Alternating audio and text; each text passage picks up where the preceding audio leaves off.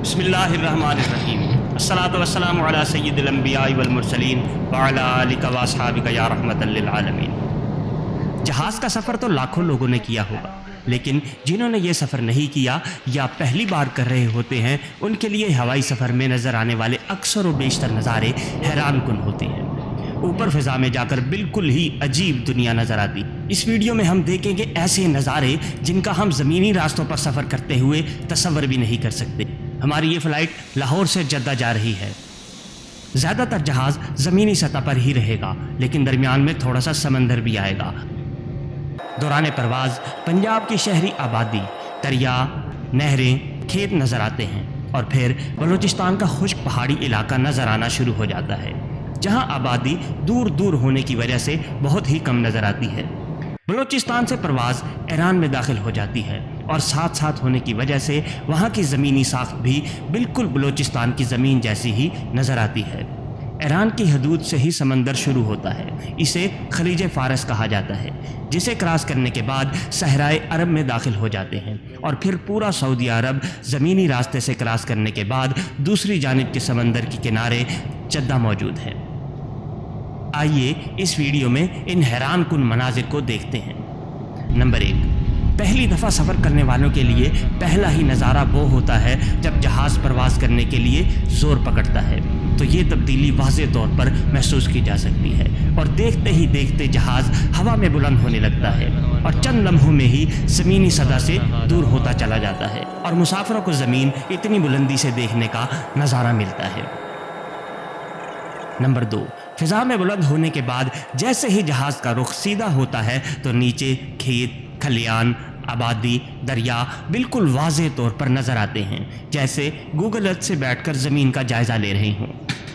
Number 3، کرتے کرتے جہاز اتنی بلندی پر آ جاتا ہے کہ یہاں سے زمین کی گولائی بھی محسوس ہونے لگتی ہے، یعنی دور افق پر زمین کا آخری کنارہ بھی نظر آتا ہے، اور اس کے پیچھے بھی آسمان دکھائی دے رہا ہوتا ہے، جو پہلی دفعہ سفر کرنے والوں کے لیے واقعی حیران کن نظارہ ہوتا ہے۔ نمبر 4، پنجاب کے بعد جہاز بلوچستان میں داخل ہو جاتا ہے، جہاں نیچے واضح طور پر زمین کی ساخت یکسر تبدیل ہو جاتی ہے، اور عجیب قسم کے خشک پہاڑی سلسلوں کی سطح شروع ہو جاتی ہے۔ نمبر 5، 50,000 فٹ کی بلندی سے اوپر پرواز کرنے پر نیچے فضا میں اڑتے بادل بہت ہی دل فریب نظارہ دیتے ہیں۔ گہرے بادل ہونے کی صورت میں نیچے کی زمین چھپ جاتی ہے، اور کہیں کہیں تو ایسا لگتا ہے کہ جیسے روئی کے بڑے بڑے پہاڑوں نے اوپر ایک نئی دنیا ہی بسائی ہے۔ نمبر 6، بلوچستان کے بعد جہاز ایران میں داخل ہو جاتا ہے، اور زمین کی سطح میں اتنا زیادہ فرق محسوس نہیں ہوتا، جیسے بلوچستان کے پہاڑ تھے تقریباً ویسا ہی نظارہ ایران کے پہاڑوں کا بھی نظر آتا ہے۔ نمبر 7، اس کے بعد جہاز یہاں سے خلیج فارس میں داخل ہو جاتا ہے۔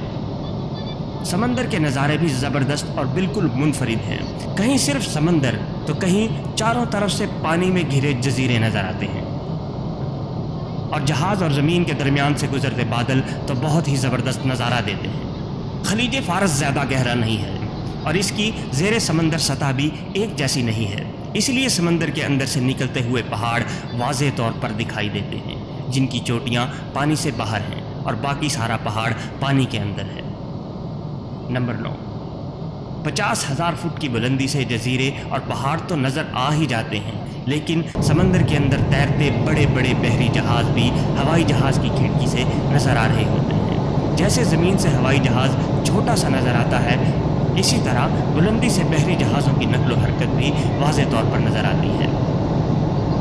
نمبر 10، خلیج فارس کو کراس کرنے کے بعد جہاز غالباً دمام شہر سے صحرائے عرب میں داخل ہو جاتا ہے، اور یہاں سے زمینی ساخت پھر سے یکسر تبدیل ہو جاتی ہے۔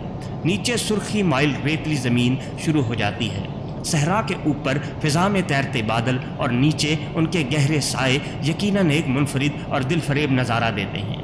ابھی یہاں کی آبادی بہت ہی کم نظر آئی ہے، اور زیادہ علاقہ ویران ہے اور صحرا ہی دکھائی دے رہا ہے۔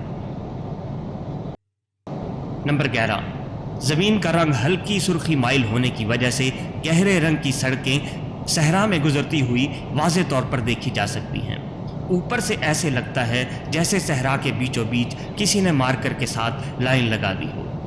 یہ یہاں کی شہروں کو ملانے والی بڑی بڑی ہائی ویز یا موٹر ویز ہیں جن پر چلتی ہوئی ٹریفک بھی نظر آ رہی ہے۔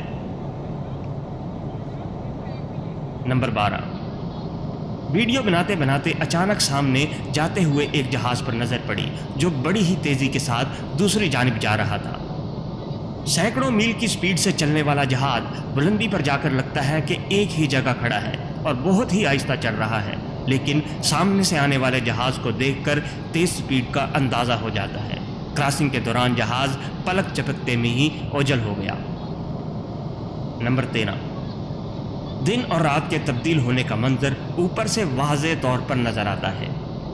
ایک طرف تو اندھیرا اور دوسری طرف دور افق پر سورج نکلتا ہوا نظر آتا ہے، اور نیچے زمین پر پہلے رات، پھر طلوع آفتاب اور پھر اس کے بعد واضح طور پر دن کی روشنی نظر آتی ہے۔ یہ واقعی طور پر کمال کا نظارہ ہے جو صرف فضا میں بلندی سے ہی دیکھا جا سکتا ہے۔ نمبر 14، پورا سعودی عرب کراس کرنے کے بعد دوسری جانب کے سمندر پر جدہ کا شہر نظر آتا ہے۔ جیسے جیسے جہاز کی بلندی کم ہوتی ہے ویسے ہی شہر کی بلند عمارات، آبادی اور سڑکیں اور ان پر چلتی گاڑیاں بھی واضح طور پر نظر آتی ہیں، اور اس کے ساتھ ساتھ لنگر انداز بحری جہاز بھی دیکھے جا سکتے ہیں۔ نمبر 15، ٹیک آف کے بعد لینڈنگ بھی منفرد نظارہ ہے۔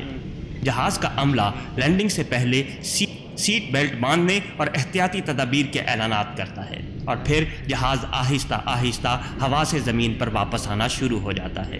جیسے ہی ٹائر زمین پر لگتے ہیں تو فوری وائبریشن محسوس ہوتی ہے، اور اس کے بعد جیسے ہی جہاز رک جاتا ہے تو پھر دروازے کے باہر ایلیویٹرز لگائے جاتے ہیں، اور مسافر 5 گھنٹے کے طویل فضائی سفر کرنے کے بعد زمین پر دوبارہ اپنا قدم رکھتے ہیں۔